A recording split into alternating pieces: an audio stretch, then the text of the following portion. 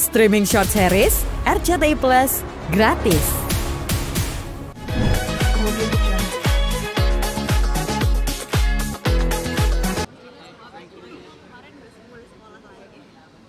Ntar aja kalian tentang film aja dulu, ya kan? Ini tempatku kerja nih malahan, kok nanyanya jauh. Tentang film aja. Oke, udah? Thank you. Oh iya. Oke, siap. Jadi waktu itu kan Pada memberikan dia memberikan ke saya percakapan itu, tapi saya nggak berani lihat ya karena itu kan privasi ya. Kemudian rekaman video Natali, kemudian potongan itu kan dari Panda semua ya kan. Dan ketika saya share juga seizin dia karena ini sebenarnya adalah komitmen dia untuk nggak berkomunikasi, meminta maaf terutama terhadap si Brevi gitu kan. Dia ngasih itu. Nah, yang menjadi concern saya yang aneh itu adalah apa? Jadi kan kalau berdasarkan di podcastnya Deddy Kombuser, itu ada pelaporan yang pencemaran. Jadi gini ya, masyarakat ini kan ini ada tiga segmen, ya. Satu hubungan antara Panda dan Erika, yang which is sebenarnya ini udah selesai, ya, udah selesai. Cuma kan masyarakat ribut kan, oh sama-sama salah karena sebenarnya ini sebenarnya udah selesai. Yang nomor dua adalah pengancaman di grup. Nah, ini yang jadi masalah. Yang nomor tiga adalah karena ada video cosplay. Video ini udah selesai, ya. Natali juga udah meminta maaf. Nah, sekarang kan yang ini. Jadi 1, 2 itu udah 1, 3 udah selesai, tinggal 2 nih pengancaman. Nah, ketika saya tanya sama si Panda, kamu tuh bener nggak posting kayak gitu? Aku nggak tahu, lupa aku gitu loh. Waduh. Kebanyakan lupa ya, Om? Hah? Kebanyakan lupa, Om? Iya banyak lupa. Lupa itu jadi gini, kalau saya nangkep ya, ini opini pribadi ya. Dia tuh mau ngomong enggak, ya kalau tiba-tiba ada. Ya tapi ngomong, ya mending udah terlanjur, udah salahin ke saya semua. Nah, jadi itu yang di statement adalah yang terutama yang saya highlight adalah yang tentang menghancurkan karirnya Erika, kemudian mencelakai anak, itu kan ada kan ya semua ya kan, semua itu ada. Nah, kemudian menyebar foto USG, terus ngomong Bram, ya itu kan poin-poinnya kan itu yang membuat Erika marah dan ini. Nah, 2 poin terakhir yang untuk Bram ini ketemu. Jadi waktu itu kan Bram ini ketemu, ternyata yang ngomong itu bukan Panda. Anak-anak Bram rame itu kan, ternyata itu adalah Panda itu statement, kemudian ada yang ngot itu kan, oh ini anak Bram, itu berarti bukan Panda. Ya, kemudian yang menyebarkan foto USG ada gitu kan. Nah, tapi yang chat mengancam Erika kemudian sampai mencelakakan anaknya ini, harusnya ini kan diposting di grup yang membernya 500, ya walaupun 24 jam tapi kan selama 24 jam kalau ada statement seperti itu kan harusnya kalau netizen itu kan pasti ini jadi ujung tombak pasti, gara-gara ini pasti untuk menghancurkan tuh, netizen kita itu kan haus darah kan. Kalau bisa orang itu kalau udah salah pun udah hancur sampai sehancur-hancurnya itu kan netizen kita kan. Tapi ini saya lihat statement ini cuma ada ketika Erika podcast di Deddy melihat oke.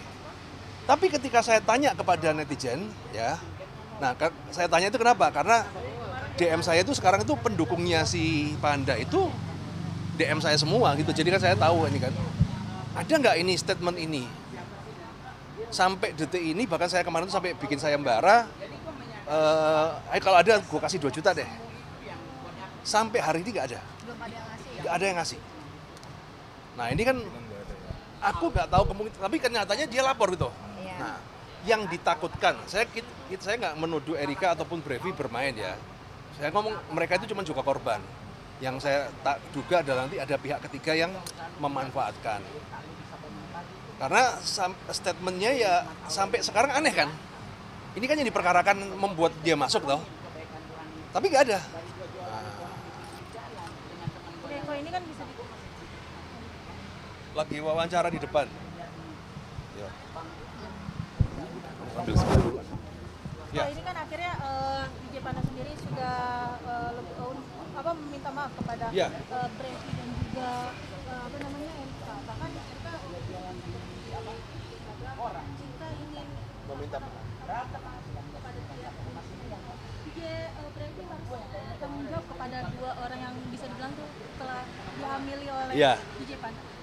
Mungkin dirimu sempat cross check juga nggak sih ke DJ Panda apakah benar memang ada 2 wanita lain yang turut nasibnya seperti seperti DJ Panda ada nyangkal nggak?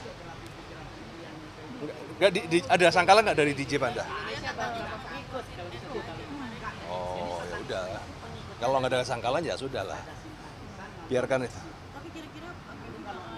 Tapi tidak ada masalah, nggak ada masalah ya. Artinya yang sama dua itu kan juga sebenarnya nggak ada masalah kan. Kalau masalah kan pasti muncul tuh. Kalau bener ada masalah kan pasti muncul kan. Naik pansos kan. Tapi kalau dari versi DJ Pandanya sendiri cerita ke mungkin seperti apa sih ini terkait dua wanita yang bisa dibilang tuh sempat Aku tidak tahu pasti, nggak berani ngomong ya. Tapi pertanyaannya adalah apakah DJ Panda ini penjahat kelamin? Saya jawab ya gitu loh. Udah di depan matanya juga memang udah ngakui, udahlah kita nakal lah gitu lah. Yang namanya orang ganteng ya kan, kemudian banyak yang mau. Nah itu ya begitulah gitulah wis. Om, terkait cancel culture yang diterima DJ Panda sendiri, gimana nih Om? Artinya banyak pekerjaan cancel semua. Baru kemarin dari Kodensu akhirnya dia dapat job. Om, nyikapinya gimana sih Om? Ya ini kan dinamika lah. Ariel aja ya kan yang dulu di jazz apa sekarang tambah ngetop kan. Itu memang yang bikin tambah ngetop itu yang penting ganteng.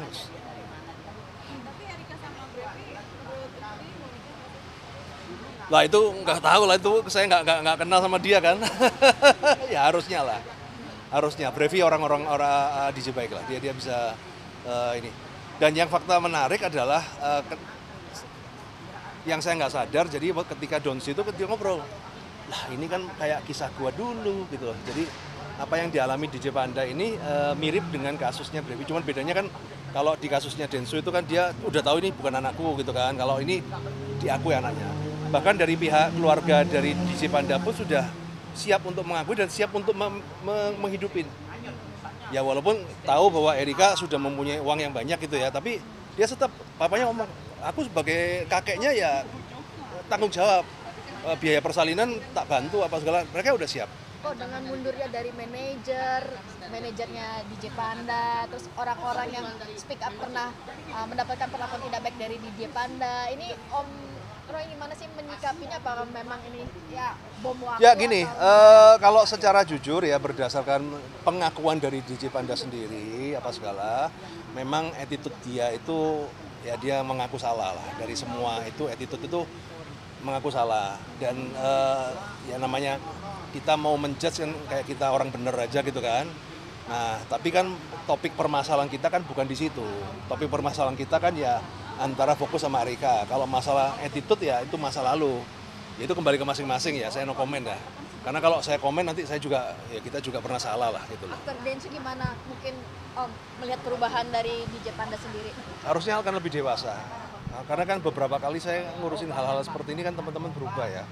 Kayak dulu tuh saya kalau ada kasus Ivan Pudel Surabaya itu yang gempar itu sekarang orangnya baik, kita berteman gitu loh. Jadi kadang-kadang Tuhan tuh merubah orang itu dengan cara yang ekstrim. Karena kalau nggak begitu besar kepala. Ya, karena kan DJ Panda itu tidak disukai di kalangan DJ.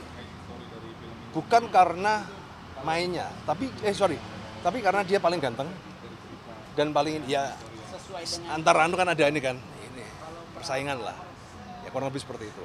Oh ini kan bisa dibilang kan kasus dari DJ Panda dan Jaka kan ini menjadi atensi besar ya. Yeah. Bahkan nggak cuma dari kalangan masyarakat tetapi kalangan publik.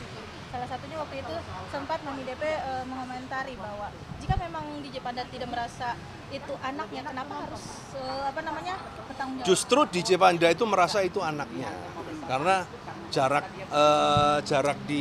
dihitung antara USG dan ininya itu tepat gitu loh. Cuman mungkin ada keraguan ya karena kan podcastnya Erika kan ya begitu kan. Ini kan bukan permasalahan orang baik-baik ketemu orang jahat, ini kan permasalahan dua player lagi saling adu mekanik gitu kan. Tapi DJ Panda itu meyakini bahwa itu anaknya. Bukti tanggung jawab DJ Panda nanti ketika anaknya lahir mungkin seperti apa? Loh, dia mau ngerawat, dia mau istilahnya nyantun apa ya? Kalau orang Jawa itu kayak paruan gitu loh. Wes udahlah, lu ada apa? Ya aku tetap nyantunin gitu loh. Tetap biayain anaknya, dia ada kesempatan. Walaupun Erika sudah mempunyai uang untuk membiayai anaknya pasti berlebih-lebih. Tapi dia sudah berkomitmen seperti itu. Apa? Ya untuk memastikan ya mungkin ya, pasti ya untuk memastikan DNA. Oke, mungkin untuk kondisi Terutama kalau DNA itu ya mungkin justru ke keluarganya sih. Kalau di DJ Pandanya sih yakin, tapi kan papanya kan ya udahlah ini bener putuku enggak gitu kan, kalau bisa sama-sama tes DNA. Oke, mungkin Om terakhir Om, ini kan jadi setelah pasca dari Densu, mungkin netizen jadi kayak sekarang membela Panda, artinya semua mungkin. Dan gini ya, Panda ini tidak berniat untuk memperpanjang ini. Karena kalau dia mau riding the wave, pasti dia terima semua podcast. Ya, buktinya begitu selesai di Densu, stop, dia nggak ada podcast apa-apa lagi kan. Artinya dia memang ya dia ingin masalah ini selesai. Jadi ya harusnya happy ending lah gitu loh. Coba waktu itu saya bawa ke tempat lain malah tambah amburadul tuh. Tapi bisa dibilang saat ini kan DJ Panda sudah dilaporkan oleh Rika ya. Ya. Mungkin gimana nih Kom, dari DJ Panda sendiri sempat cerita. Jadi kemarin sudah kita ngobrol, dia siap kalaupun sampai terjadi apa-apa dia menyesal dengan segala konsekuensi. Kalau hukumnya berlaku pun dia siap. Itu yang diomongin ke saya, dan itu juga yang disarankan ke papanya. Udah kamu jadi lelaki harus tanggung jawab. Kalau memang salah. Kalau memang ini ya udah siap gitu loh. Tapi bisa dibilang DJ Panda siap untuk melakukan proses hukum ya Kom? Ya. Nah, cuman kan kalau namanya melapor itu kan semua orang itu kan bisa melapor. Cuman nanti kan kita tunggu apakah laporannya itu naik dari lidik ke sidik, kemudian ditetapkan tersangka, itu kan masih tunggu. Udah kurang lebih seperti itu ya teman-teman ya. Thank you.